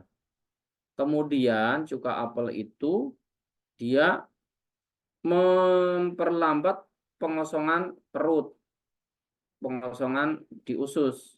Jadi apa? Awet, kenyang. Kemudian dia antioksidan juga. Jadi dia itu memang jadi bagus untuk masalah-masalah di aliran darah ya. Jadi asam asetatnya itu. Jadi dia bisa bagus untuk indikasi untuk kolesterol yang tinggi, untuk mengurangi gula darah juga bagus. Jadi tidak untuk mencegah lonjakan gula darah ya. Cuka apel itu. Kemudian untuk ngatur kolesterol ya. Kemudian untuk tekanan darah. Jadi dia memang itu makanan yang sehat ya. Cuka apel hanya saja harus diperhatikan jangan seperti minumnya Adirey. Jadi cuka apel 2 sendok dimasukin. Mohon maaf ya karena beliau yang seingat saya itu beliau kemarin ngiklanin pakai gitu. Cuka apel masukin air langsung diminum. Nanti bibirnya kering, giginya rusak kalau kebiasaan begitu apalagi tiap hari. Jadi nanti disedot. Jadi misalnya air 1 gelas ditambahin cuka apel 1 atau 2 sendok. Kalau kuat sebelum makan misalnya ya. Itu pakai sedotan minumnya. Jadi nggak kena bibir, nggak kena gigi. Kena giginya kontak sedikit. Tapi habis itu juga kumur-kumur. Kalau nggak nanti bibirnya rusak, kering, giginya, emel giginya juga rusak. Nanti giginya rusak bonusnya. Gitu ya. Jadi harus disedot. Termasuk garam laut kah yang dibahas? Ya memang garam laut. Ya, kan apa namanya? Natrium kan? Itu. Ya, memang garam laut. Nah, bagaimana dengan garam gunung atau garam contohnya garam Himalaya? Ya kalau yang asli ya. Makanya kalau beli yang garam Himalaya itu yang kristal, yang masih bentuk kerikil, jangan yang serbuk. Serbuk itu banyak yang palsu. Garam biasa dikasih pewarna kan bisa. Ya. Jadi garam gunung ya harus hati-hati. Dia juga tetap tinggi natrium juga garam gunung itu. Cuman dia kayak mineral lain. Kayak mineral lain gitu. Kelebihannya ini. Dan kita memang ya tubuh kita butuh garam, tapi nggak terlalu banyak. Ya. Cukup 1 sendok teh sehari sebenarnya. Apakah beda imunomodulator sama imunostimulan? Imunostimulan itu hanya menstimulus gitu misalnya ya. Imunomodulator itu bisa imunostimulan, imunoregulator. Bahasa umumnya imunomodulator adalah meregulasi sistem imun. Bahasa umumnya imunomodulator gitu ya. Kalau stimulan gitu, kalau ini istilah ya, istilah aja nih ya. Jadi kalau stimulan itu ya menstimulus, jadi kesannya itu meningkatkan gitu ya. Jadi kalau di medis tuh ya kayak seolah-olah sekedar meningkatkan imun. Nah, kalau orang autoimun ya nggak boleh minum imunostimulan, tapi imunomodulator gitu. Tetapi ini sebenarnya sih ketika dipakai herbal yang ekstrak yang umum ya, yang nggak murni, yang ekstrak yang herbal umum gitu ya. Sambiloto, Echinacea, kayak gitu. Itu rata-rata imunomodulator habat. Itu imunomodulator. Jadi mau orang autoimun juga bagus gitu. Jadi imunomodulator dia itu mengurangi peradangan tapi menstimulasi imun gitu. Dianggapnya kan kalau imunostimulan tidak mengurangi peradangan. Jadi mediator yang keluar itu hanya proinflam apa namanya? Jadi kan ketika imunomodulator itu kan mediator proinflamasinya diturunin, antiinflamasinya dinaikin gitu. Kalau imunomodulator kan begitu. Jadi peradangannya turun. Nah, kalau kalau pengertian stimulan ya seolah-olah meningkatkan doang gitu. Padahal pada prakteknya, pada kenyataannya rata-rata herbal ya imunomodulator gitu. Jadi kalau imunostimulan seolah-olah hanya meningkatkan antiinflamasinya, apa namanya, dia hanya meningkatkan imunitas saja gitu ya. Tapi kalau imunomodulator itu ya semuanya imunitas apa mediator proinflamasinya turun, kayak misalnya apa? Kalau kayak sitokin proinflamasinya turun tuh gitu. Ya apa namanya? IL-6 tuh kemarin tuh yang COVID pada saat COVID tuh kan. Oh, imunomodulator ini apa namanya? Sitokinnya harus turun nih kalau enggak jadi badai sitokin tuh gitu. Sitokin proinflamasinya contohnya IL-6 tuh harus turun gitu. Makanya persepsinya ya nggak boleh dikasih imunostimulan, harusnya dikasih imunosupresan gitu. Kan seolah-olah gitu lawannya imunostimulan ada imunosupresan. Ini kan harus disupres imunnya gitu. Harus dikasih kortikosteroid, dikasih dexamethasone, metilprednisolon gitu, seolah-olah begitu kan. Kalau pakai obat kimia, iya. Kalau dikasih kalau obat kimia, iya. Itu menekan imun doang. Tapi kalau imunomodulator, misalnya habat, sambiloto, dia itu menekan imun dari sisi mengurangi mediator peradangan, mengurangi sitokin proinflamasinya. Tapi respon imun antiinflamasinya naik, aktivitas makrofag, aktivitas apa namanya, antimikrobanya itu naik, menstimulus sistem imun dari sisi tadi sel apa namanya sel-sel imunnya aktif, ya, menstimulus pembentukan eh, apa sel-sel bahkan antibodi gitu ya, menstimulus pembentukan antibodi. Jadi menstimulus imun tetapi radangnya turun. Dan itu hanya bisa dilakukan oleh herbal, ya, imunomodulator. Beda dengan kalau yang imunostimulan yang kayak eh, apa namanya beberapa produk bioteknologi ya,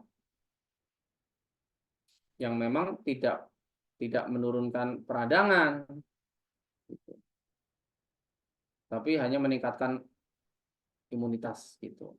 Nah itu ya. Jadi kalau pengertian imunomodulator itu umum, artinya maksudnya pemberian imunomodulator itu yang amannya ya imunomodulator. Rata-rata produk herbal, produk makanan-makanan makanan-makanan fungsional kayak probiotik itu imunomodulator, dia menurunkan peradangan, meningkatkan respon imun tapi menurunkan peradangan gitu. Respon imun dalam arti eh, tadi proinflamasi peradangannya turun, anti radangnya naik gitu, gampangnya begitu. Peradangan proinflamasinya turun, antiinflamasinya naik gitu. Misalnya menurunkan IL-6 tapi menaikkan IL-10. Contohnya begitu ya. Itu imunomodulator begitu. Gampangnya begitu. Tapi dia juga membantu tubuh mengaktifkan makrofag. Contohnya begitu. Sel-sel darah putihnya lebih aktif. Jadi imunostimulan juga kan. Imunostimulan kan menstimulus sel-sel makrofagnya aktif gitu. Nah, itu yang dilarang sama orang autoimun. Oh, nanti kalau aktif jadi nge-flare lagi gitu. Tapi tidak berlaku gitu ya. Jadi gampangnya imunostimulan itu dilarang pada orang autoimun. Tapi imunomodulator kayak herbal rata-rata imunomodulator itu malah boleh. Habat, sambiloto, eh, meniran, echinacea itu bagus buat yang autoimun gitu. Tapi kalau di keterangan ini waspada aja sih. Oh, meniran jangan diberikan oleh kepada yang autoimun katanya begitu ya. Tapi kalau ekstrak nggak masalah sih sebenarnya kalau ekstrak ya. karena dia pasti menurunkan peradangan. Autoimun itu kan nanti jadi peradangannya itu orang lupus, orang rematik, orang apa namanya, orang apa sih namanya, lupus, rematik, DVT, ya, psoriasis gitu. Kan peradangannya itu yang apa namanya, diwaspadai gitu karena kepicu, gampang kepicu peradangannya oleh kalau kalau terjadi dikasih imunostimulan. Tapi kalau herbal rata-rata imunomodulator gitu, anti radang. Yang pasti harus anti radang lah gitu. Oke, apalagi nih? Selain herbal dan nutrisi, baiknya diselaraskan juga pengolahannya. Bit bagusnya mentah atau dikukus. Bit bagusnya mentah, tapi bau tanah kalau mentah. Nanti supaya antioksidannya terutama ini ya flavonoid nggak gampang rusak ya. Jadi bagusnya mentah. Kalau dikukus boleh sih, nanti masih ada nutrisinya, tapi antioksidannya berkurang gitu. Jadi bit itu di blender aja, dibikin shot dengan misalnya apa? eh, dengan kunyit, dengan lemon, dengan nanas, gitu ya.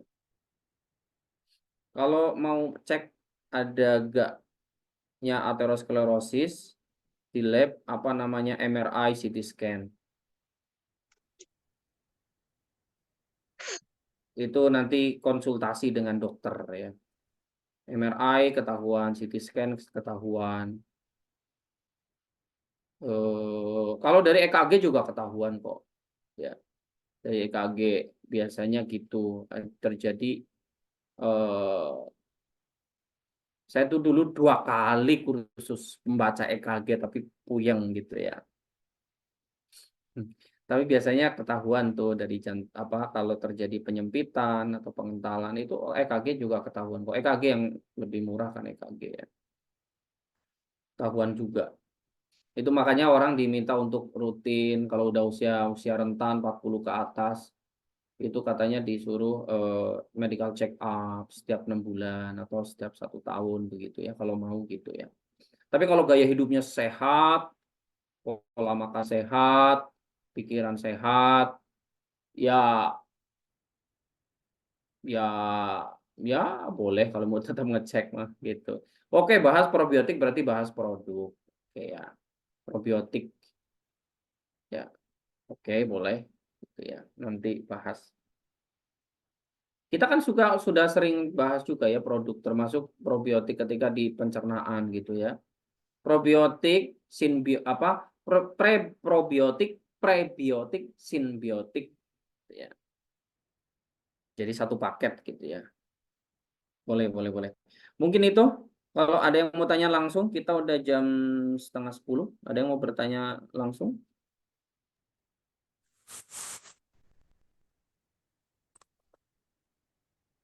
Udah cukup ya? Baik, teman-teman. Kalau udah cukup, ya nanti saya sukanya diskusi-diskusi aja nih ya. Jadi saya jadi paham teman-teman dapat nggak gitu, eh, paham nggak yang saya sampaikan gitu. Kadang-kadang memang yang saya sampaikan itu nggak sesuai dengan slide gitu ya. Slide-nya normatif, slide-nya gitu. Jadi kadang-kadang ada yang perlu dikoreksi gitu. Nah, kalau tidak ada pertanyaan atau ada yang mau menyampaikan nih, ada pendapat lain nih.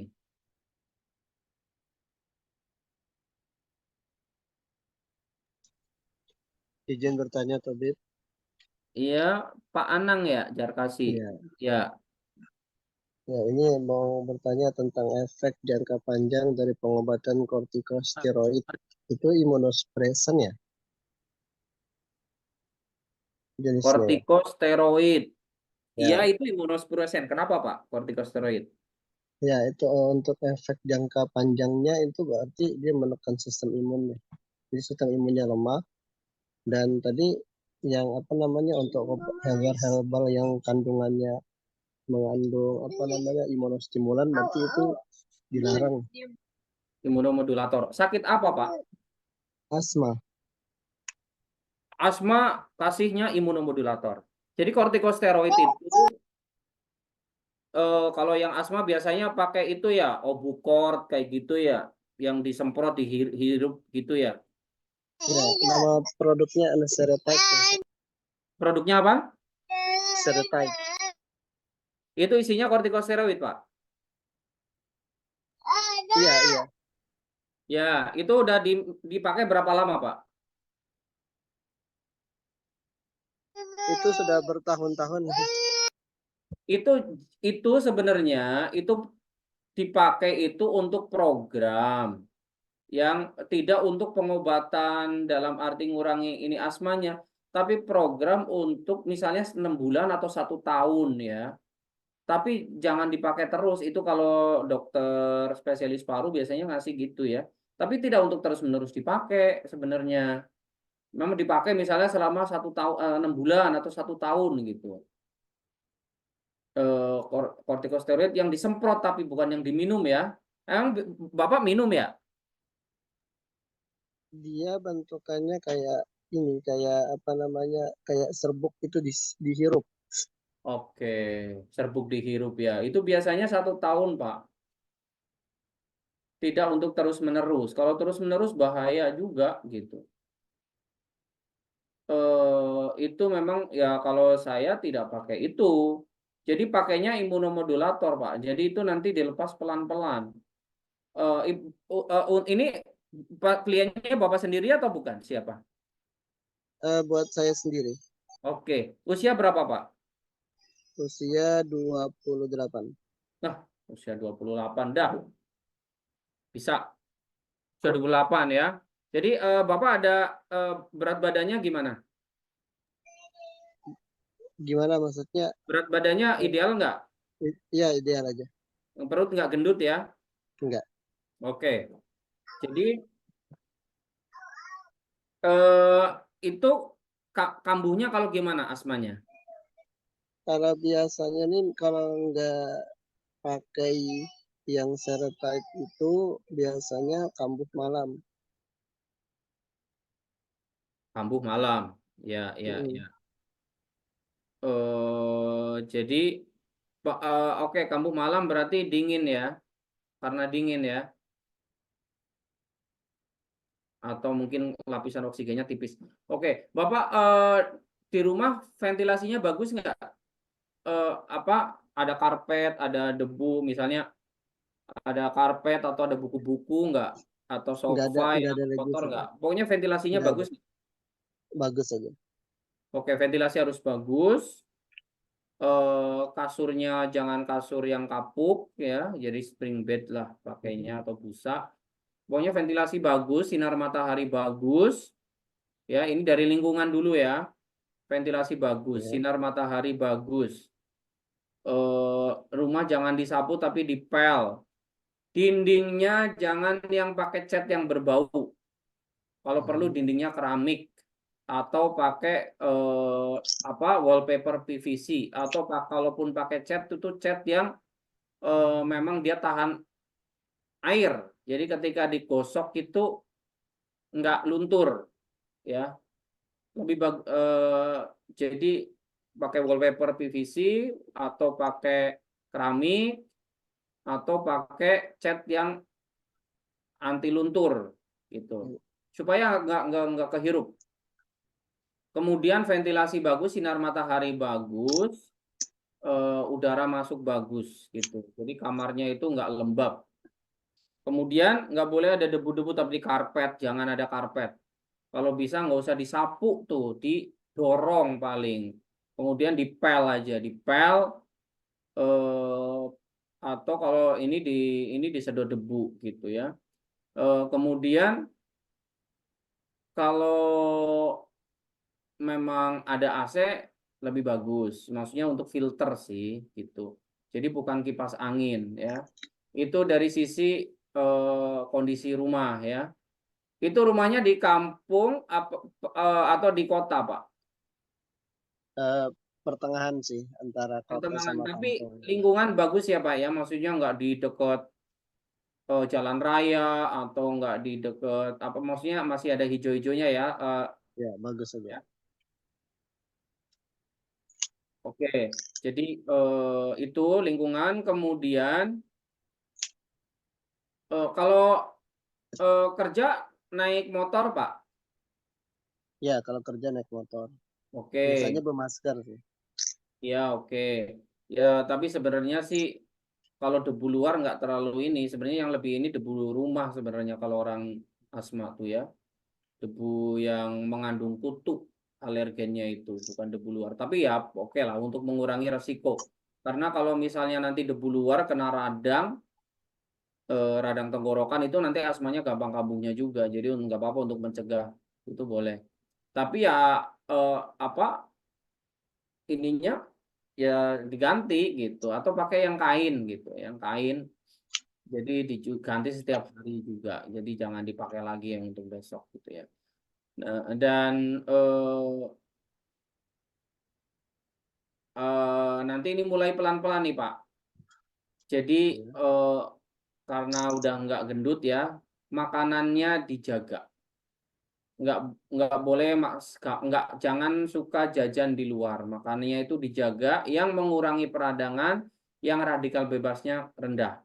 Makanannya jangan yang gorengan-gorengan di luar gitu. Bawa bekal aja Pak. Jadi jangan suka makan gorengan di luar. Makanannya itu yang sehat kalau di luar ya. Kalau di luar ya boleh ya buah-buahan gitu ya. Kalaupun telur di luar telur telur rebus gitu ya. Kalau telur goreng tuh yang gorengnya itu pokoknya asma itu kan teorinya kan peradangan juga ya. Jangan ditambah peradangan dari makanan. Pokoknya jangan suka jajan, makanan yang berproses, makanan bikinan pabrik, makanan yang bukan bikinan pabrik tapi digoreng-goreng. Kita di luar ya kalau digoreng itu yang pakai yang digoreng yang di rumah deh. Tapi gorengnya juga pakai minyak kelapa. Jangan yang sawit. Amannya begitu. Kalaupun sawit ya boleh 1-2 kali lah gorengnya. Tapi kalau lebih aman lagi itu minyak kelapa. Minyak kelapa kan ada yang merek Barco, ada minyak merek apa lagi ya? Gitu ya. Jadi makanan yang di luar itu makanan yang sehat pokoknya. Kalau makan itu harus makanan yang sehat. Gitu ya, buah-buahan boleh. Terus jangan banyak makan yang tinggi gula. Kurangilah makanan yang gula pasir itu kurangi. Jangan kebanyakan gula ya. Kemudian ini nah sekarang mulai gaya hidup nih. Jadi ini panjang nih ya. Maka tidur harus cukup gitu ya, nggak boleh begadang. Tidurnya cukup tuh 6 jam, 7 jam lah gitu ya. Jam 9 sampai jam 4 gitu ya. Kan 7 jam tuh 9 9 10 11 12 1 2 3 4 ya. Ah ya. 9 sampai jam 4 jam 5 gitu ya. Kemudian tidurnya gelap apa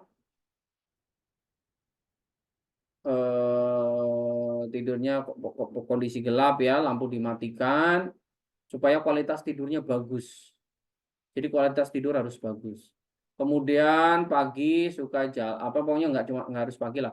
Pokoknya sering olahraga, jalan kaki gitu ya, olahraganya jalan kaki dulu. Sebenarnya kalau udah kuat lari juga nggak apa-apa. Tapi ini masalahnya kalau dikasihnya obat anti radang bertahun-tahun itu jadi tubuhnya jadi lemah sih memang pasti karena imunosupresan kan. Ya nanti pelan-pelan kita ini deh, pelan-pelan kita kurangi ya. Jadi nanti pakai nebulizer yang pakai isotonik aja. Jadi cairan apa garam gitu ya, cairan garam yang suka buat infus itu. Kalau lagi kambuh pakai itu aja. Yang NaCl itu ya. Ya NaCl bener. Oh, Pakai jadi itu itu aja untuk di mengurangi apa? Mengurangi dahak, mengurangi penyempitan, mengurangi peradangan ya NaCl aja. oh itu Oh, diuap gitu kan. diuap ya, ya diuapkan. Kemudian apa, kalau lagi kambuh pakai itu aja. Kalaupun terpaksa, kalau lagi benar-benar kambuh ya kasih, nggak boleh lah salbutamol ya. Eh, yang hirup, bukan yang hirup ya, yang itulah. Saya dulu juga begitu dulu ya, sebelum mengenal terapi. Kemudian tadi tidur harus bagus, kondisi gelap ya. Kemudian rajin bergerak ya, rajin bergerak lah, jangan kurang gerak.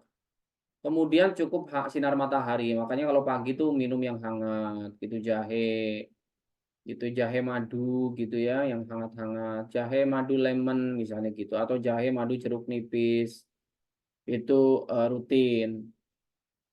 Kemudian minum juga yogurt atau kefir, rutinkan yogurt atau kefir. Kadang kalau lagi ada yogurt, kalau lagi ada kefir. Lebih bagus kefir susu kambing. Kalau nggak ada susu sapi.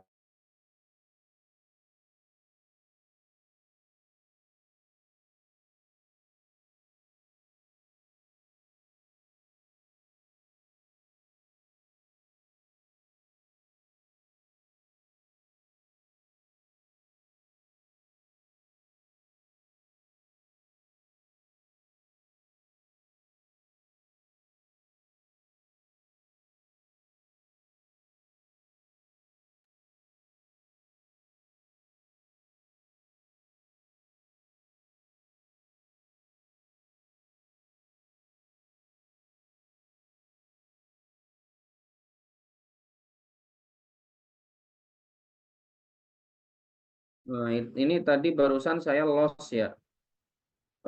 Pak Jarkasi di mana ini nanti pokoknya bikin sendiri aja kefir sama yogurtnya. Bikin sendiri, gampang banget ya. Bikin yogurt, bikin kefir. Kalian nanti tiap hari perlu minum itu, Pak. Perlu minum yogurt atau kefir. Itu salah satu terapi utama ya. Terapi utamanya minum yogurt kefir. Nanti kalau lagi kambuh juga minum air kelapa.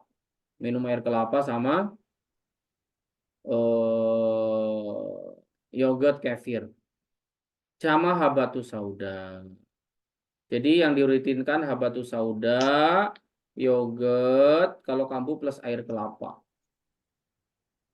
Itu nanti hitungannya kapan? Ya mungkin setahun awal gitu ya. Nah nanti pelan-pelan dilepas tuh kortikosteroidnya. Nah tadi pagi bergerak, jadi cukup gerak sehari minimal 3,5 jam gitu ya. Pelan-pelan aja bertahap. Bertahap aja pelan-pelan. Kalau masih baru kuatnya 10 menit, 10 menit, lama-lama 20 menit, lama-lama 30 menit. Bertahap aja. Supaya aliran darahnya ke semua tubuh lancar, kemudian kapasitas paru-paru juga naik. Nanti renangnya seminggu sekali minimal gitu ya, renang. Ya, kemudian cukup sinar matahari, kemudian jangan stres gitu. Jadi memang harus latihan positive thinking gitu ya. Husnuzon gitu ya, qanaah, tawakal gitu, sabar. Pokoknya jangan stres, kuatkan kapasitas dada kita ya terhadap takdir, terhadap eh, orang gitu ya. Jadi jangan jangan mudah stres, jangan mudah emosional ya. Itu ya, nutrisinya tadi probiotik jangan kurang ya. Oke ya, itu saja sih Pak ya. Kalau khawatir ada yang kelupa nanti tanya lagi deh. Dan nanti Bapak coba tulis lagi itu yang saya sampaikan. Kalau enggak nanti lupa. Eh Terima gitu ya kasih. Pak ya. Ya, terima kasih. Insya Allah Pak bisa Pak, apalagi usia masih 28 tahun masih bisa banget insya Allah. Bisa gitu. Tapi ya sabar aja, mungkin setahun 2 tahun kemudian gitu. Jadi nanti lepas semuanya, dan tadi ya probiotik, yogurt, kefirnya jangan lupa. habatnya juga. Nanti paling habat 5 hari minum, 2 hari nggak minum gitu ya. Jadi minum habatnya seminggu minum, seminggu nggak juga boleh. Atau 4 hari minum, 3 hari nggak minum gitu. Jadi supaya nggak terus menerus gitu. Atau seminggu minum, seminggu nggak minum, seminggu minum, seminggu nggak minum gitu. Habatus saudanya gitu. Ya. Mungkin itu dari teman-teman, dari saya sekian, ada kekurangan mohon maaf ya. Wa'afu minkum.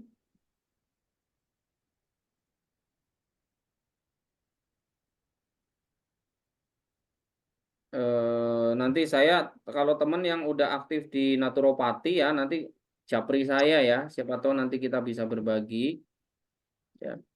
Ya wa'afu minkum. Assalamualaikum warahmatullahi wabarakatuh.